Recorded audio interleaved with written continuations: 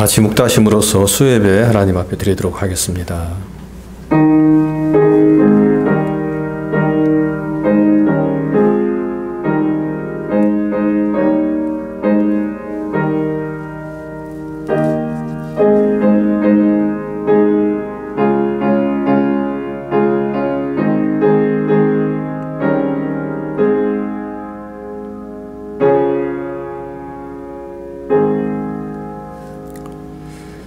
하나님은 예로부터 나의 왕이시라. 사람에게 구원을 베푸셨나이다. 주께서 주의 능력으로 바다를 나누시고 물 가운데 용돌의 머리를 깨뜨리셨으며 리오야단의 머리를 부수시고 그것을 사막에 사는 자에게 음식물로 주셨으며 주께서 바위를 쪼개어 큰 물을 내시며 주께서 늘 흐르는 강들을 마르게 하셨나이다. 낮도 주의 것이요 밤도 주의 것이라. 주께서 빛과 해를 마련하셨으며 주께서 땅의 경기를 정하시며 주께서 여름과 겨울을 만드셨나이다. 아멘. 다 같이 신앙 고백하겠습니다. 전능하사 천지를 만드신 하나님 아버지를 내가 믿사오며 그 외아들 우리 주 예수 그리스도를 믿사오니 이는 성령으로 잉태하사 동정녀 마리아에게 나시고 본디오 빌라도에게 고난을 받으사 십자가에 못 박혀 죽으시고 장사한 지 사흘 만에 죽은 자 가운데서 다시 살아나시며 하늘에 오르사 전능하신 하나님 우편에 앉아 계시다가 저리로서 산 자와 죽은 자를 심판하러 오시리라.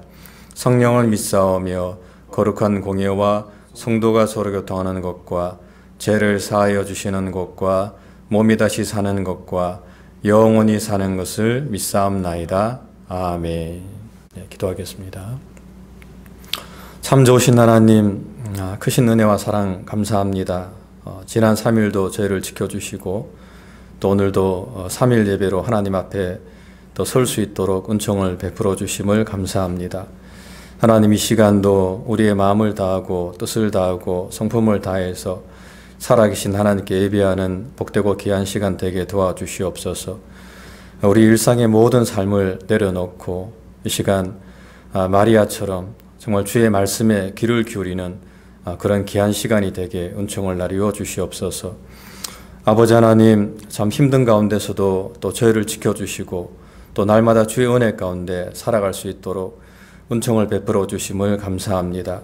하나님, 어떠한 상황에서도 우리가 낙담하지 아니하고 끝까지 주님을 바라보는 그런 믿음을 통해서 하나님의 뜻을 이루어가는 저희가 되게 주님께서 인도하여 주시옵소서. 비록 세상은 여러 가지 많은 환난과 또 전쟁과 또 기근과 또 많은 또 여러 가지 어려움으로 인해서 참 혼란스럽고 혼탁한 가운데 있지만 하지만 그 가운데서도 하나님 저희를 지켜주시고 오늘도 이렇게 생활할 수 있도록 인도해 주심을 감사합니다. 아버지 하나님, 날마다 주님을 바라보는 그 믿음을 저희가 잊지 않게 도와주시고 그 믿음 가운데서 의인은 믿음으로 말미암아 살리라 하셨사오니 하나님, 그 믿음으로 날마다 살아가는 저의 삶이 될 수 있게 주님께서 은혜를 나리워 주시옵소서. 하나님, 주님께서 뜻이 있어서 저희 몸된 길을 세워주셨사옴을 감사합니다. 하나님이 교회가 하나님의 뜻을 이루어가는 귀한 교회가 되게 도와주시고 특별히 지역에서 지역교회로서 하나님 더욱더 든든히 세워져 갈 수 있도록 주님께서 은총을 나리워 주시옵소서. 아버지 하나님, 또 사랑하는 목사님 또 계획이 있어서 또 하나님의 뜻 가운데 이 교회를 또 사임하고 또 하나님 한국에 또 임지를 구하는 가운데 있습니다. 아버지 하나님, 그 모든 가정 가운데 하나님께서 인도해 주시고 정말 주님께서 목사님 가정을 늘 선한 길로 인도해 주시고 또 아버지 하나님 또 교회 청빙 문제로 인해서 함께 기도하는 가운데 있습니다. 아버지 하나님, 주님 은혜 가운데 또 청빙도 잘 이루어질 수 있도록 주님께서 함께해 주시옵소서. 성도들의 가정을 주님께서 지켜주옵시고 그 가정들마다 주님께서 붙들어 주셔서 큰 어려움 없이 하나님 살아가는 데 부족함이 없게 도와주시고 특별히 환우들을 주께서 기억하사 하나님 그 질병으로 인해서 육신의 질병으로 인해서 어려움 당하지 않도록 하나님 저들 붙들어 주옵시고 늘 강건한 가운데 살아갈 수 있도록 주님께서 인도하여 주시옵소서.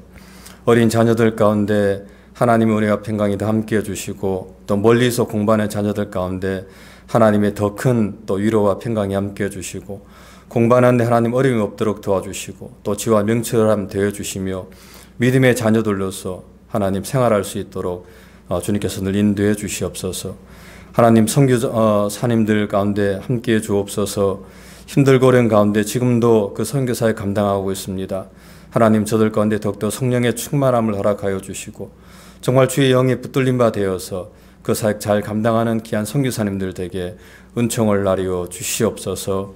그 가족들 가운데 저들의 삶 가운데 하나님께서 큰 은혜 베풀어 주시옵소서. 하나님 이 시간에 또 사랑하는 목사님 말씀을 증거합니다. 준비한 말씀 가운데 기름 부어주시고 귀한 말씀 전할 수 있도록 주님께서 인도하여 주시옵소서. 마치는 시간까지 하나님께서 함께 하시길 원하옵고 사랑 많으신 예수님 이름 받들어 간절히 기도드립니다. 아멘.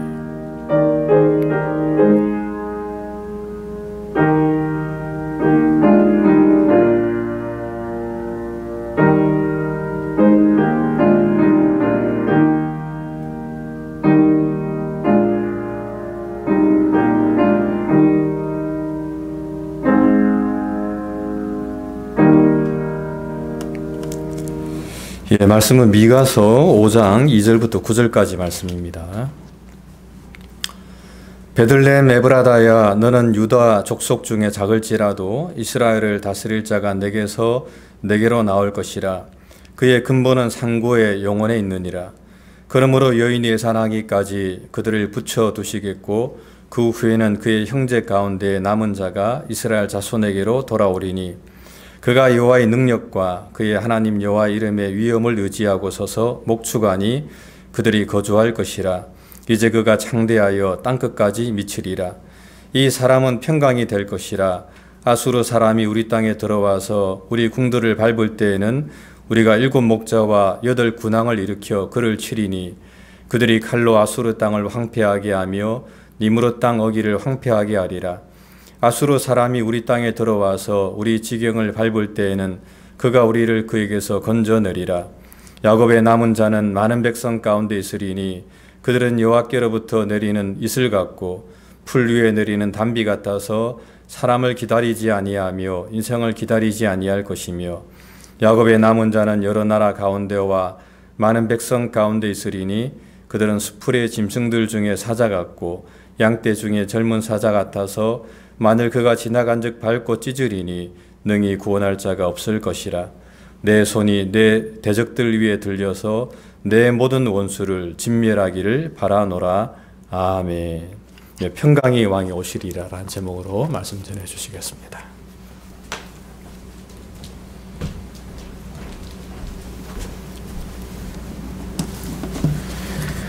예, 오늘 우리가 살펴보는 이 미가서라고 하는 말씀은 작은 분량이지만 굉장히 중요한 내용을 우리에게 담아두고 있죠. 동방에서 박사가 와가지고 그 헤롯 왕에게 이스라엘 왕으로 태어나실 자가 어디 있느냐 이렇게 물을 때에 엄청난 큰 혼란이 왔을 때 서기관들을 모아놓고 그 질문에 답을 찾고자 하는 그런 상황이 일어났습니다. 바로 그때 성경을 연구하는 자들이 뭐라고 얘기하느냐, 그리스도가 태어날 곳이 바로 베들레헴이다 라고 분명하게 선언을 하죠. 어떻게 그렇게 이야기할 수 있느냐, 바로 미가서 5장 2절의 말씀 때문에 그것이 명확하게 드러나게 되는 것입니다. 그런데 미가서 5장 2절의 말씀은 그냥 미가만 알고 있는 게 아니고 사실은 창세기 48장에 보면 그 야곱의 마지막 유언 가운데 유다 족속에 대한 예언이 있었고 그것이 미가를 통해서 완전히 구체화된 것이죠. 그래서 하나님의 말씀이 이렇게 서로 보완하고 짝을 이루어가지고 하나님의 구원의 역사가 어떻게 이루어질 것인가를 창세기에서부터 또 미가서가 또 이렇게 증명해 나가는 것들을 우리가 보게 되는 것입니다. 미가라고 하는 사람이 사역했던 그 시대를 미가서 1장에 보면 히스기야 때까지 3대에 걸쳐서 왕이 변화되는 그런 3대를 미가라고 하는 사람이 사역했던 시기로 스스로가 증명하고 있는데요. 그때 국제정사가 굉장히 혼란스러운 시대였습니다. 특별히 히스기야라고 하는 탁월한 왕이 남유다를 지키고 있었지만 아수르의 그 강력한 힘에 의해서 여러 번 공격을 받고 고통을 당하는 것들을 열왕기 하나 역대하에서 분명히 우리에게 보여주고 있죠.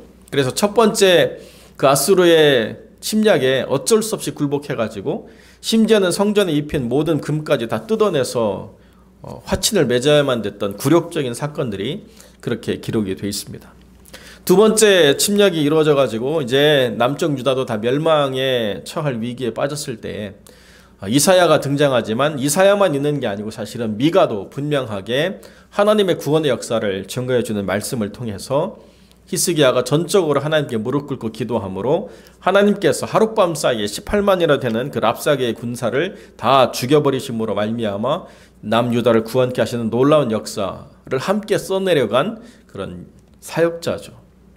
그렇지만 미가는 스스로를 막 드러내거나 자랑하려고 하는 사역을 하지 않았습니다.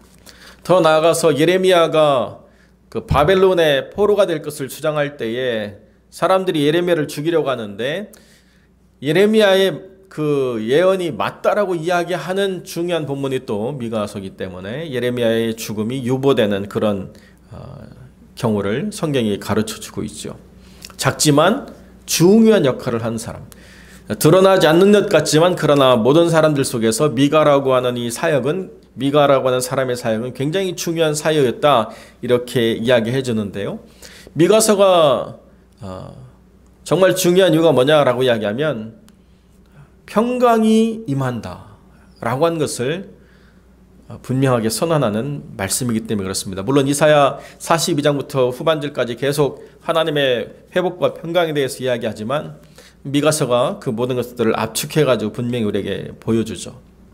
오라 우리가 여호와의 산에 올라 라고 하는 그 찬양도 미가서 4장에 이렇게 나와 있는 것처럼 평강의 왕이 오시면 다시는 칼을 들지 않고 다시는 서로 전쟁하지 않고 모든 사람들이 평화를 누릴 것이다 라고 하는 것을 분명하게 보여주는 말씀들을 우리에게 가르쳐주고 있습니다. 평강의 왕이 우리에게 임하실 것이다.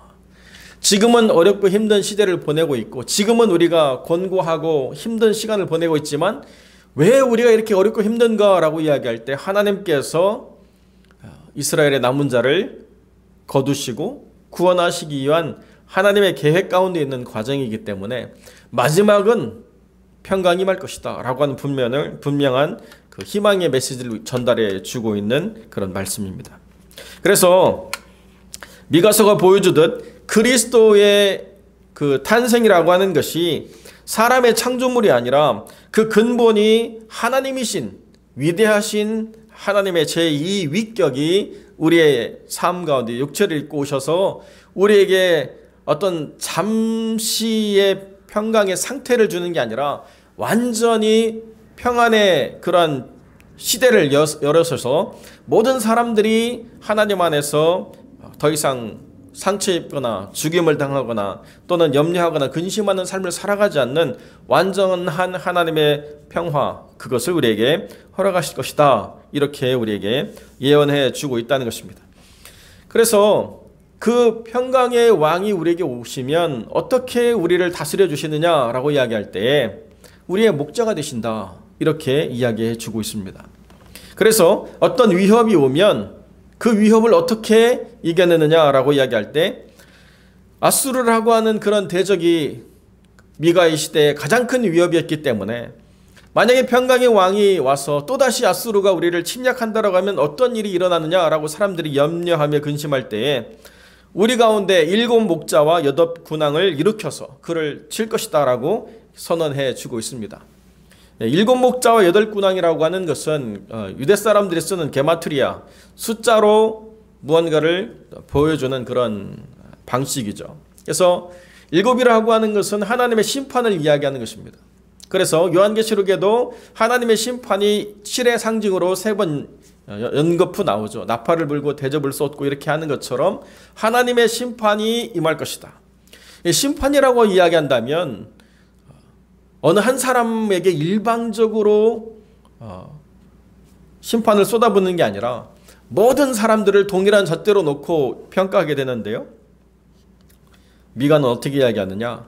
7의 목자라고 하는 굉장히 치우친 상태에 있는 상징을 여기다가 붙여가지고 양들을 심판하는 게 아니고 아수르를 심판하는, 전적으로 우리 편에 서서 우리를 보호하시는 그런 심판으로 하나님 임하실 것이다.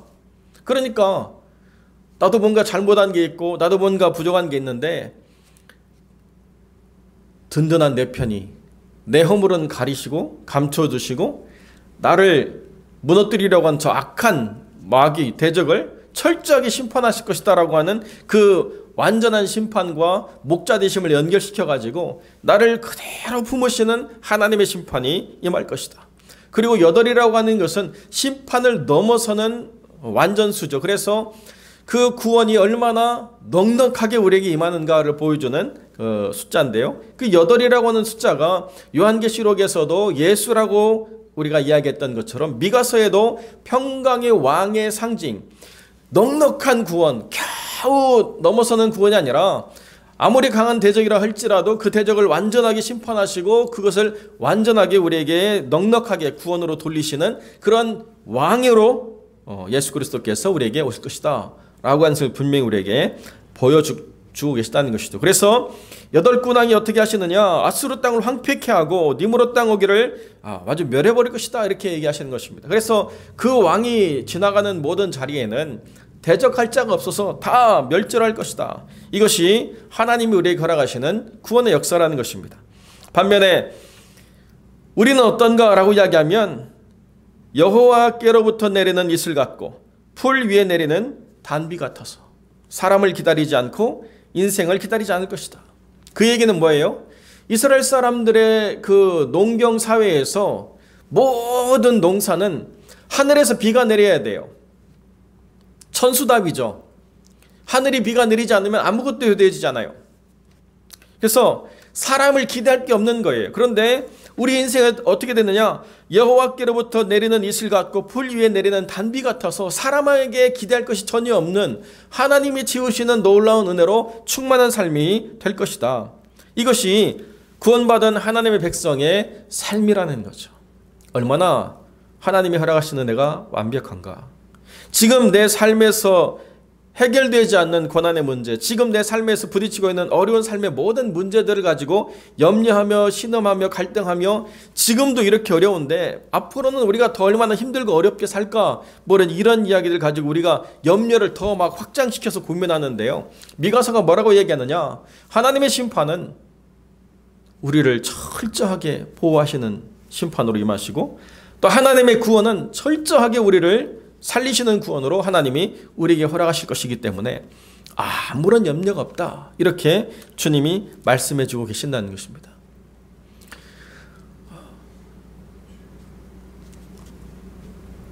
앞으로 어떤 또 팬데믹이 올 것인가 많은 이야기들을 하죠.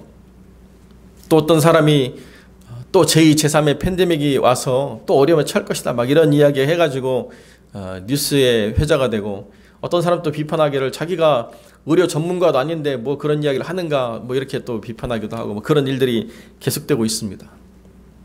지금도 어려운데 앞으로 또 얼마나 어려울까?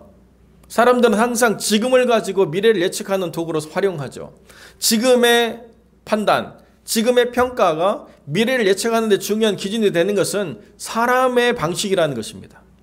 사람을 기다리고 인생을 기다리면 답이 없어요. 누가 이 문제를 해결할 것인가? 아무런 답이 없습니다. 그런데 우리가 바라보는 궁극적인 그 결론은 뭐냐? 7 목자와 8 군왕 되시는 평강의 왕이 임하시면 모든 문제가 다 해결될 것이다 라고 하는 것이 분명한 선언이라는 거죠. 지금의 관점, 지금의 생각, 지금의 결론으로 이것을 확장시켜서 미래가 이럴 것이다 라고 이야기하는 것은 무의미한 이야기라는 것입니다. 그것은 우리가 경험하게 될 미래의 삶이 결단코 아니라는 것이요. 누구에게요? 하나님의 남은 백성에게는. 그것이 결단코 결론 아니다라고 성경 우리에게 분명히 이야기해 주고 있다는 것입니다. 우리 인생이 어떻게 펼쳐질지 아무도 알 수가 없어요. 우리 인생이 어떻게 하나님 이끌어 가실지 알고 살아가는 인생은 단 한 명도 없다는 것입니다. 그 삶을 어떻게 살아갈 것인가? 라고 하는 주권은 하나님의 손 안에 분명히 있는 거예요. 저도 신학생으로서 신대원에 첫 발을 내딛었을 때 제가 이 자리에 서 있을 거라고는 단 한 번도 생각해 본 일이 없습니다. 제가 미국에 잠깐 유학을 계획하고 왔을 때조차도 저는 제 아내에게 그렇게 얘기했어요. 1년 반이면 모든 과정이 끝나니까 우리 잠깐 있다가 들어가자. 그렇게 해가지고 제 아내에게 제가 지금도 서운한 얘기를 듣는데, 그때 제대로 비자를 받고 들어왔으면 좋았을 텐데 그냥 유학생과 함께 살아가는 비자로 그냥 있었기 때문에 무슨 중요한 일이 있을 때 한국에 못 나가가지고 아쉬웠던 그런 이야기를 하게 되는데요. 제가 예측이나 할 수 있었겠어요? 이렇게 오랜 시간 미국에서 살아갈 거라고 하는 것은 생각도 못했죠. 20대에 왔는데 벌써 50대가 돼버렸습니다. 거의 24년에 가까운 시간이 이렇게 흘러갈 거라고는 아무런 생각도 할 수 없었어요. 그런데 또 앞으로의 미래가 어떻게 흘러갈 것인가 조차도 모르고 살았다는 것입니다. 참 유교적 관점에서 50이 되면 1000명을 아는 거잖아요. 지 1000명이니까. 하늘이 어떻게 인생을 살아가도록 명했는가를, 그 운명을 아는 것이 50이다라고 이야기했는데요. 50을 넘고 보니까요, 아는 게 없어요. 알아왔던 것이 현재 의미가 없고 앞으로 어떻게 펼쳐질 것인가를 알 수 있는 것도 아니고, 정말 갈수록 아는 것이 없어진다, 이렇게밖에는 말할 것이 없더라고요. 옛날에 삶을 살았을 사람들은 살아왔던 삶이 있기 때문에 그 살아왔던 삶을 가지고 미래를 얘기하는 게 전혀 틀린 게 아니었어요. 그래서 농사를 짓는 농경 문화의 가장 중요한 거는 그 달의 주기 변화에 따른 기후 변화죠. 그래서 음력이 중요한 것 아니었습니까? 음력이 되면 아무리 세월이 어떻더라도 얼음이 풀려서 물이 되고 봄이 와서 꽃이 피고 하는 것들이 그대로 돌아가게 되어 있는 것이. 그런데 지금 우리가 살아가고 있는 시대는 하나도 맞는 게 없어요. 입춘이 되었다고 막 꽃이 폈다고 이야기했는데요. 오늘 아침에 뉴스를 확인해 보니까 오늘 밤부터 토요일 새벽까지 동파될 위험이 있기 때문에 샌호아킨 밸리에 있는 사람들은 수돗물을 잘 동파되지 않도록 관리하라 뉴스가 떴어요. 봄이라면서요. 꽃이 폈다면서요. 뭐가 맞는 게 하나도 없어요. 캘리포니아는 1200년 만에 처음으로 경험하는 심각한 가뭄이기 때문에 물을 조절하지 않으면 안 된다라고 그렇게 계속 광고에서 이야기하고 있습니다. 그럼 이것이 끝이냐? 그것도 알 수 없다는 거예요. 어떤 사람들은 이산화탄소를 규제함으로써 우리가 이 문제를 해결할 수 있다고 얘기하는데요. 또 어떤 사람들은 야, 그러면 그 이전에 이산화탄소 문제를 해결하지 못했을 때 왜 지구 대기에 이산화탄소가 그렇게 가득했냐? 그때 무슨 공장이 있었냐? 그때 무슨 축산업이 발달해가지고 그렇게 소들이 가스를 분출해서 이렇게 했냐? 말이 하나도 안 되거든요. 옛날에도 이렇게 어려운 시절이 있었다라고 얘기하면 왜 지금은 이 시절이 돌아왔는가? 지금의 문제를 가지고 과거와 미래를 해결하는 게 하나도 맞지 않아요. 그나마 우리가 줄일 수 있는 것을 줄여보자는 것에는 동의하지만 우리가 이것을 줄임으로 말미암아 미래의 문제를 해결할 수 있을 거라고 하는 이야기는 전혀 맞지 않는 이야기라는 것입니다. 우리 인생에 사람을 기다리고 인생을 기다리는 그 어리석음이 여전히 우리에게 위로와 평강을 주는 것 같지만 참된 평강의 왕이 오시지 않으면 그 문제는 해결이 되지 않아요. 참된 평강의 왕을 기대하는 마음이 사라지고 그것을 사람으로 대체하는 순간 우리는 잠깐의 위로와 소망은 얻을 수 있을런지 모르겠지만 이내 더 큰 좌절과 절망을 맛보게 될 수밖에 없다는 것입니다. 코로나 백신이 개발돼가지고 코로나 백신을 맞으면 모든 문제가 다 해결될 거라고 사람들이 믿고 그렇게 백신을 맞았는데요. 1차 맞고 2차 맞고 이제 3차 맞고 4차도 맞아야 된다고 이야기하는데 문제는 하나도 해결이 되지 않아요. 오히려 맞은 사람들 구제해준다고 신청하라고 이렇게 이야기하는 거죠. 사람을 기다린다고 해서 문제는 해결되지 않는다는 거예요. 이게 그때나 지금이나 다 동일한 결론이라는 것입니다. 그렇다고 우리가 무의미하게 하늘만 바라보면서 살라고 이야기하는 게 아니라는 것이죠. 궁극적인 문제의 본질적인 해결을 하나님이 하신다. 그러나 우리가 주어진 삶의 그 자리에서는 열심으로 인생의 의미를 발견해 나가면서 하나님이 우리에게 주신 소명을 따라 살아가야 된다. 이 하루하루의 삶을 하나님이 허락하신 기회로 생각하고 열심으로 살아가다 보면, 그러면 하나님께서 우리에게 은혜를 베풀어 주신다. 모든 삶이 다 마찬가지죠. 성실하게 인생을 살아오지 않은 삶을 뭔가 큰 인물로 만들어갈 수 있는 그런 상황은 잠깐 가능할런지 몰라도 이내 곧 본질이 드러나서 무너질 수밖에 없습니다. 그러나 하나님은 결코 그렇게 사역하시는 분이 아니죠. 구원은 그 어떤 존재라도 스스로 그것을 획득할 수가 없기 때문에 하나님이 선물로 주시지만, 하나님이 맡기시는 사명은 철저하게 연단을 통해서 주님께서 그 가치를 스스로가 증명해내라고 테스트하시고 그렇게 이끌어 가시기 때문에, 하나님이 우리에게 일하실 때 우리가 하나님과 동행하기 위해서 준비되어질 삶은 우리가 열심으로 살아가야 되지만, 우리가 노력한다라고 해서 모든 것을 정당하게 얻을 권리가 주어지는 것은 아니라는 사실에 대해서 우리가 항상 긴장해 있어야 된다는 것입니다. 열심으로 살되 우리는 주님 뭐라고 말씀하세요? 무익한 종이다라고 스스로가 고백해야 된다는 것입니다.